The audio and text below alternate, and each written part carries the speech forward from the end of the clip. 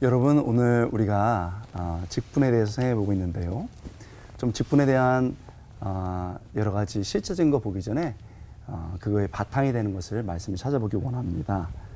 에베소 4장은 바울이 이제 여러 가지 교리를 얘기한 다음에 실제적으로 교회가 어떻게 되는지에 대한 얘기를 하고 있습니다. 그런데 1절부터 6절을 보면 하나됨에 대한 강조가 굉장히 많이 나와요. 그래서 한 하나님, 한 성령 뭐 이런 식으로 해서 하나라는 단어를 7번이나 강조를 했습니다. 그런데 우리가 오늘 본문으로 삼고 있는 7절부터 보면은 갑자기 하나됨과는 완전히 대조되게 다양성에 대해서 이야기를 합니다.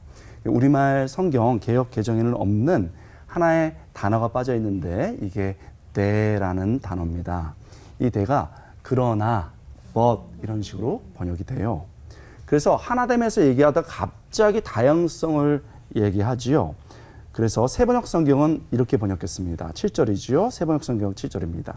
그러나 하나님께서는 우리 각 사람에게 그리스도께서 나누어 주시는 선물의 분량에 따라서 은혜를 주셨습니다. 이렇게 얘기했습니다. 한 예술인을 제가 전도하려고 하는데 이분 굉장히 탁월하신 분이었어요. 그래서 제가 복음을 전하니까 알겠대요. 믿고도 싶대요. 그런데 두려운 건 기독교인들은 다 똑같이 보인대요. 특히 권사님들이 이제 예배 마치고 까만색 가방 들고 가실 때는 다 똑같아 보인다는 거예요. 그래서 제가 그건 형식이고 사실은 한 명 한 명마다 다 다른 특징을 하나님께서 아시기 때문에 다양성을 주셨다. 그렇게 우리를 부르시고 그렇게 일하신다. 이렇게 그 예술인에게 말하니까 받아들이시더라고요. 여러분, 오늘 이 본문에 그러나 하나님이시다. 그러나 우리는 다양하다. 그리고 그 다양하게 주신 이유는 우리에게 그것에 맞는 일을 주시기 위함이다를 먼저 기억했으면 좋겠습니다. 여러분, 7절에서 그리스도의 선물이라는 단어가 나옵니다. 이 그리스도의 선물, 이게 도레아스라는 단어인데 이 선물이 주로 영어엔 gift, 우리 잘 아시죠? gift, 선물 이렇게 번역을 합니다. 그런데 이것을 재능 혹은 은사 이렇게 번역할 수도 있어요. 그러면 결국 하나님께서 우리에게 주신 은사, 재능을 따라 이 얘기를 하는 거죠. 여러분, 자신감을 가져야 되는 거예요. 하나님이 내게 주신 것이 있어요. 찬양과 또 분위기를 이렇게 만들어가는 것과 또 때로는 묵묵하게 참여해 주는 것, 다 하나님께 주신 선물입니다. 재능입니다. 그것에 따라서 하나님의 일을 하라는 거지요. 그렇다면 우리 하나님께서 각 결에 맞게 선물을 다 주셨는데 그걸 가지고 이제 교회를 섬기는 겁니다. 그러면 어떻게 해야 되는 것이고 그 결과가 뭐냐? 분명히 12절에서 얘기해 주고 있는 거지요. 직분이 세워지는 이유, 또 어떤 과정인지에 대해서 잘 얘기해 줍니다. 12절입니다. 이는 성도를 온전하게 하여 봉사의 일을 하게 하며 그리스도의 몸을 세우려 함이니라. 여기서 보면 제일 먼저 눈에 띄는 게 뭐냐면 성도를 온전하게 하며 이게 나오지요. 여기서 온전하게 하다 하는 단어는요, 원래 원위치에 회복시킨다 이런 뜻입니다. 특별히 재밌는데 의학용어예요. 탈골됐거나 뭐가 빠졌을 때 다시 원위치에 드는 단어입니다. 그리고 원위치에 들 뿐만 아니고 그것이 할 수 있도록 준비되는 것, 힘을 기르는 것까지 포함이 되는 거죠. 그러면 여러분 결국 직분자를 세울 때 대원칙이 뭐냐면 그 사람이 맞는 부분에 위치해 두고 그것을 할 수 있도록 뭐 한다?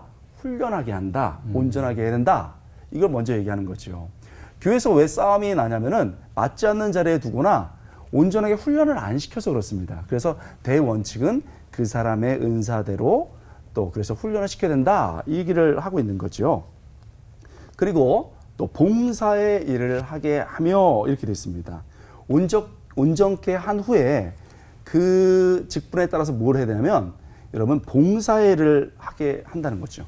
맨날 가르치고 그래가지고는 이 성장하지 않는다. 그래서 봉사를 해야 된다. 직분은 봉사 직분이다. 이렇게 얘기하는 겁니다. 미국에서 굉장히 흥미로운 조사를 제가 한번 본 적이 있었는데 잘 되는 교회, 부흥하는 교회가 어떤 교회인가? 성도들을 훈련시켜서 일을 시키는, 아까 우리 목사님 하신 거죠. 일을 시키고 봉사하게 하는 교회가 부흥한다. 이런 조사가 나와 있습니다. 더불어 나는 못해. 내가 평신도인데 못해. 이런 말이 안 되는 게 뭐냐면요. 고 오카른 목사님이 뭐라고 말씀하셨냐면 교회 안에 99% 이상의 평신도가 있다. 불행하게도 많은 교회에서 평신도가 잠을 자고 있다. 엄청난 저력을 가진 거인이 힘을 쓰지 못하고 있는 것이다. 평신도들의 성경적 관점을 재발견하고 그들을 깨워야 된다. 그들이 뛰게 한다. 사회 대부분, 교회뿐만 아니고 평신도의 힘이 이렇게 중요하다는 거죠. 어떤 목사님은 평신도를 깨우면 무서워진다. 이런 얘기도 하세요. 그건 아니지요. 원래 위치대로 하고 거기에 맞는 딱 일을 하면 무서워지지 않고 우리의 동력자가 되는 겁니다. 얼마나 귀합니까? 그렇게 온전하게 하고 봉사일을 하게 하라는 거죠. 그리고 그 결과는 뭐냐? 목적은 뭐냐? 그리스도의 몸을 세우기 위함이다. 결국 직분을 통해서 그리스도의 몸, 교회가 서는 겁니다. 그러므로 나야 인사 안 해?